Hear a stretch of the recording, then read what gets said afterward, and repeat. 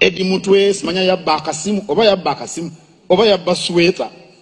Kakati sweta nandibadde kiki bannaffe. Gambe ebyogeddwa mukuumaddamula olunaku olwaleero ng'ennaku z'omwezi 4 Mei omwaka 2026 birese bannankyukakyuka nga balina akamwenyumwenyu n'okugamba nti wamma ddala Katikkiro ku mulundi guno saidi yaffe agitembeese ne sekutembeeta yenna.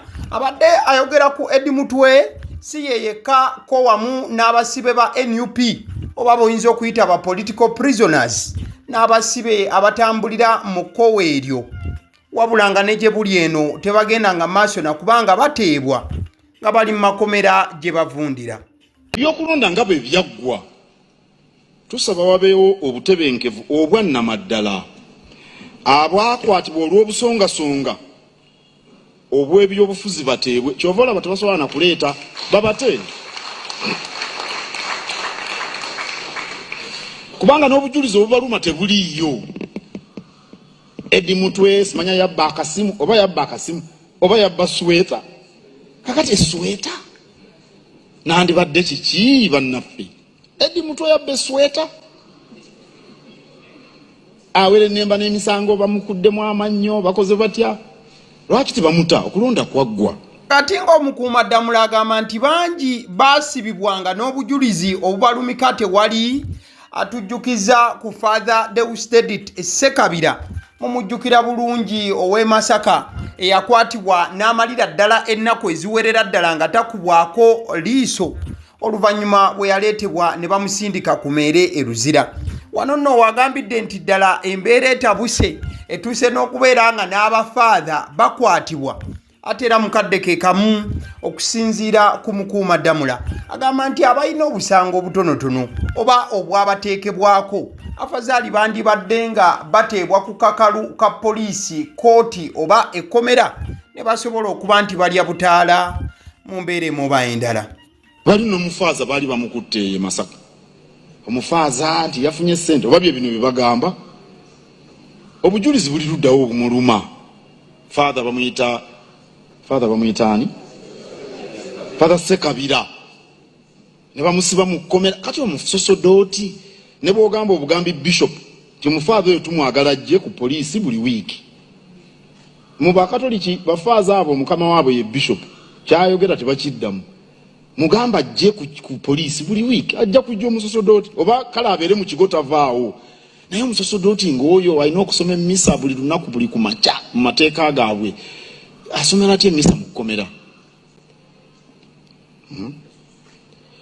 Abalala batwalibwe mu kkooti bawozesebwe babuweeko obujulizi n'abakyanoonyerezebwako kubanga gavumenti bwekkwata bayinza okukwata nga wakyaliwo bye banoonyereza babateeka kakalu ka kkooti banoonyereze. Awatali butebenkevu bwa nnamaddala tewabeera nkulaakulana n'abantu tebasobola kukolagana bulungi buli omu aba yeekengera munne. Bigambo bya Katikkiro Charles Peter Mayiga olunaku olwaleero. Wabula njagala okujjukiza nga Oweekitiibwa Katikkiro ayogera ku Edi Mutwe wamu ne banne abalala mu layini efaananako bweti. Olunaku olwaleero in fact ebe muyiseemu kati ennaku nga 5 wabula gwaweze dda omwaka mulamba bukya mwana mulenzi amanyiddwa nga Edi Sebuufu oba abangi gwe bamanyi nga Edi Mutwe asibibwa. Ojja kujjukira nti egimu ku misango egivunaanwa Edi Mutwe mwe muli omusango gw'okukola dduyiro ow'ekinnamagye. Ono nga kijjukirwa nti akatambi kakwatibwa mwaka gwedde omwezi gwa February Bobi Wine we yali nga ajaguza amazaalibwa ge. Si ye yekka gwe baakwata, Alex Waiswa Mufumbiro n'abalala bakyali mu makomera nga ne gye buvuddeko juzi gavumenti yavuddeyo n'egamba nti omu ku bajulizi gavumenti bo beerina ye mukulu amanyiddwa nga Chairman Nyanzi. Newankubadde nga Chairman Nyanzi yavuddeyo n'agamba nti nedda ssebo abasajja bansibako matugambuzi kundi isango. Kati nno wakati bino byonna nga bigenda mu maaso mukwano gwange, omukulembeze w'ekibiina The National Unity Platform Mwami Robert Kyagulanyi Ssentamu Bobi Wine akyagenda maaso n'okuba nga atalaaga the United States of America okwongera okubeera nga abunyisa enjiri ey'okubeera nga agamba nti bannange Uganda embeera mweri si nnungi n'akamu era yeetaaga kubeera nga eyambibwa buyambibwa. Ojja kujjukira Bobi Wine buvuddeko yavaayo n'agamba nti waakukozesa buli mukisa gwonna gw'asobola okuba nga akozesa okubeera nti abasajja bano abavuunula oba nga abajja mu ntebe ye, nga ne gye buvuddeko yavuddeyo n'agamba nti entebe yange abasajja baagitwala wabula njeetaaga. Ate era mukadde ke kamu n'aweereza ne warning n'agamba nti yagalagaana nkomawo. Wabula ebigambo ebyogeddwa Katikkiro olunaku olwaleero wenkoledde emboozi eno nga Bobi Wine talina kyeyanyize ku kyo. Wabula olunaku olwaleero Katikkiro wayogeredde bino lubadde lukiiko lwa Buganda olubadde lutudde ngera ebifaananyi eby'enjawulo byesobola okuba nga olaba eddakiika eno. Ensonga ez'enjawulo Katikkiro Charles Peter Mayiga zaakonnyeko mu lukiiko lwa Buganda mubadde ebyenjigiriza.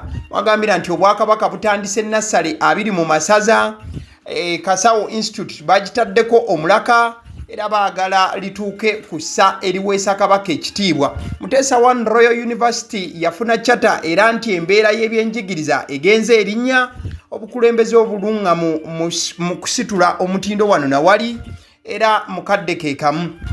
Katikkiro ku musolo agamba nti omusolo ku mafuta gutukosezza ffenna kubanga ebisale by'ebintu ebikozesebwa mu bulamu obwa bulijjo bikyalinnyira ddala. Bw'atyo n'asaba gavumenti okulaba ng'emisolo egikuŋŋaanyizibwa gikola ebyo ebirina okuba nga bikola.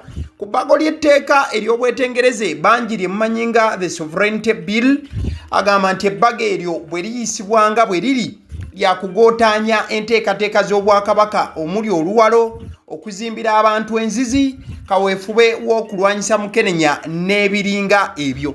Ku byokulonda agambye nti ebyokulonda byaleetawo obunkenke naddala mu nnaku z'okulonda era talaba nsonga lwaki ebimotoka ebyokulwanyisa biba byetala buli kadde. Abamu ku bakulu ab'enjawulo ababadde mu lukiiko lwa Buganda olunaku olwaleero muli minisita w'olukiiko cabinet n'ensonga za ofiisi ya Katikkiro Oweekitiibwa Noah Kiyimba nga bw'omulaba mu lukiiko lwa Buganda olunaku olwaleero. Si ye yekka n'abalala abatalutumidde mwana ye Honorable Elias Luyimba Zinalukoola wamu era uyo gwolaba mu kifaananyi wamu ne Honorable Joseph Sewungu Gonzaga nabo beetabye mu lutuula lw'olukiiko lwa Buganda olutudde olunaku olwaleero.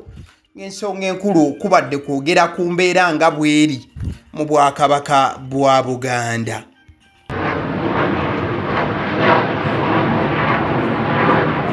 Akatambi kolaba eddakiika eno mukwano gwange kekembeera eri mu Kampala essaawa zino si yo yokka wabula Kampala n'emiriraano.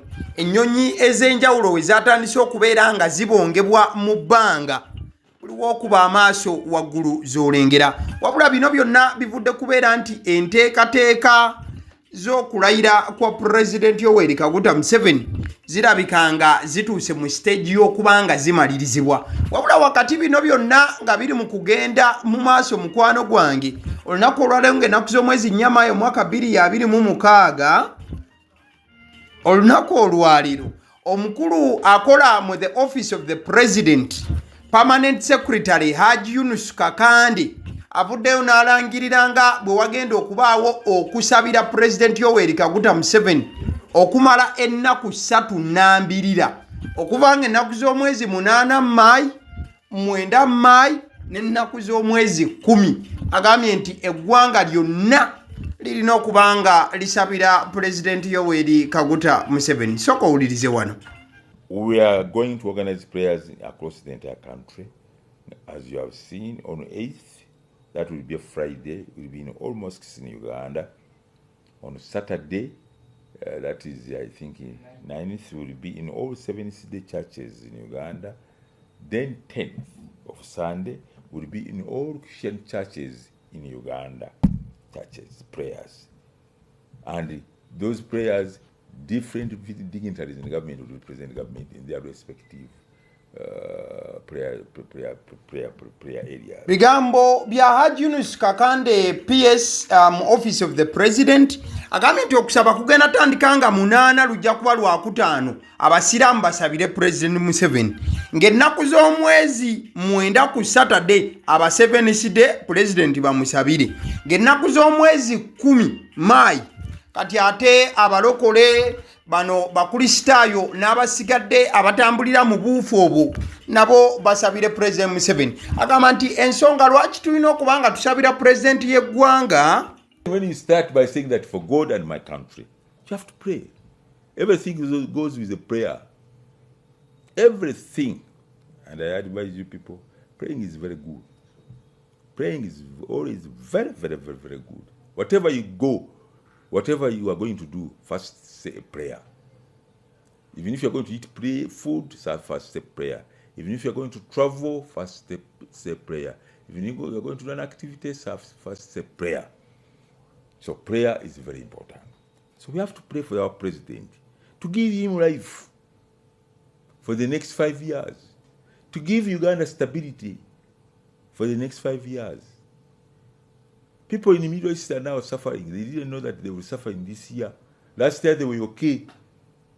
But now this year, many have died.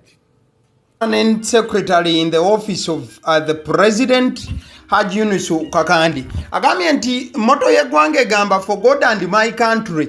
Na bwe kityo tusaanidde okubeera nga tusabira ddala n'esse kusaba yenna olw'ensonga okusaba kulungi. N'agamba nti President Museveni tumusabire afune obulamu obulungi emyaka 5 egiddako gyagenda okuba nga atutwalamu kaawo. N'agamba n'okugamba nti tusabire n'eggwanga lya Uganda libugaana emirembe. N'agamba bw'otunuulira mu kyondo kya Buwarabu sayidi eyo omwaka oguwedde balina emirembe naye kati tewali.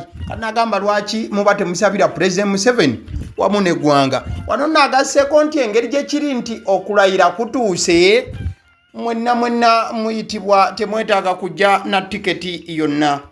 Let me use the word Gwanga Mujje and Sagara Garamid. Gwanga Mujje, I'm calling everybody. Kororo function is one need not have a card. There is no need for card. Just come. We have put food there. You will eat. You will drink. Wherever you will be seated or standing. You will eat. So everybody should come to Kororo. The issue of card is useless. There is nothing like that. You want your card. Come in big numbers. Gwanga Mujje saagala agalamidde babayise mwenna okubaawo. In fact ekibiina kya NRM kyo kyatandise dda okuba nga kibala ennaku. Buli kaseera akayitawo bongera kubala nnaku nti kati ebula 2 kati ebula 3. Olunaku olwaleero ng'ennaku z'omwezi 4 Maayi kitegeeza nti babulayo ennaku 8. Mwami Yoweri Kaguta Museveni alayire afuuke pulezidenti wa Uganda ng'ennaku z'omwezi 12 omwezi gwa Maayi omwaka guno 2026. In fact bw'okebera omukutu gwa gavumenti ya Uganda bamaze dda okuteekateeka obubaka n'okunnyonnyola bannayuganda ng'okulayira we kugenda okubeera nga kutambula na biki ebigenda okuba nga bikwasibwa mwami Yoweri Tibuhaburwa Kaguta Museveni olunaku olwo asobole okuba nti afuuka pulezidenti ajjudde okubanga akwata obuyinza okubujja ku mwami Yoweri Kaguta Museveni abaddeko okuba nti abukwasa ono mu gavumenti gye bayita kati empya nga banna NRM bwe batera okuba nti batembeeta ensonga. The swearing in ceremony, the tools, the handover of authority at the swearing in ceremony, 3 symbols are handed over to the president-elect.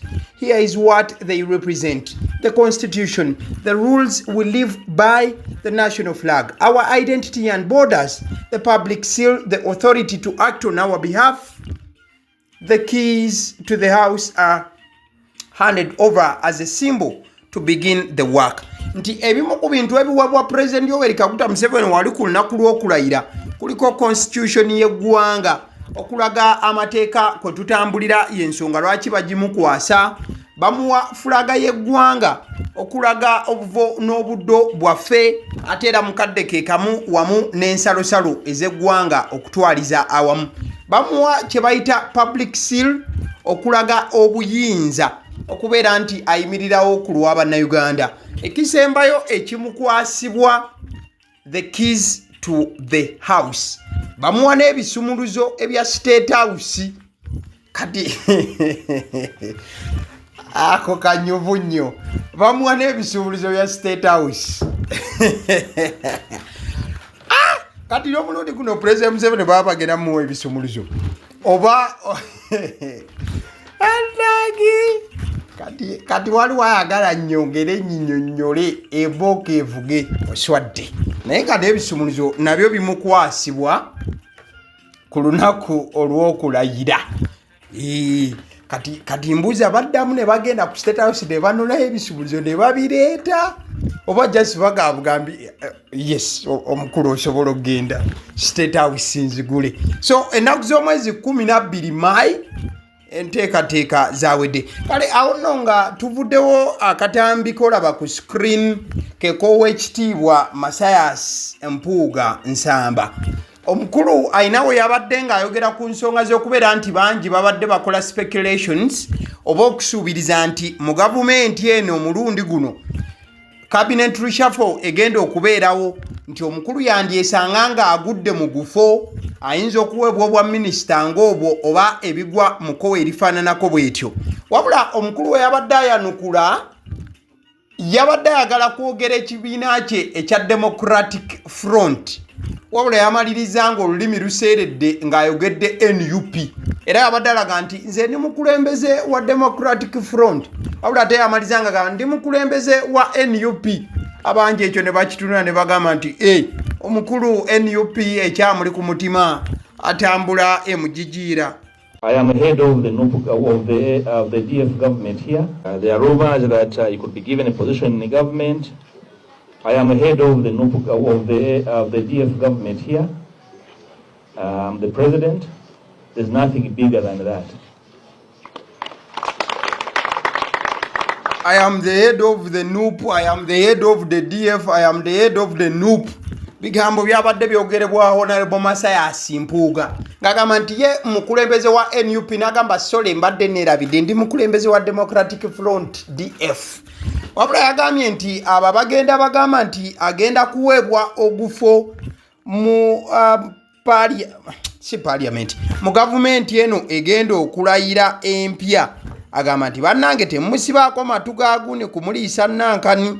Agamba nti ye mukulembeze wa Democratic Front ekibiina ky'ebyobufuzi ekyo ekyakagunjizibwawo gye buvuddeko, era nga talina kifo kyonna kyasuubira kubanga kigenda kumuweebwa. Nabwe kiti aboogera ebyo mwandibanga mwogera bigambo byammwe kwagala kubeera nga omusajja wa Katonda mumutomeza n'okumuteekako ebigiginike oba oliawo ebitannaba kubanga biba.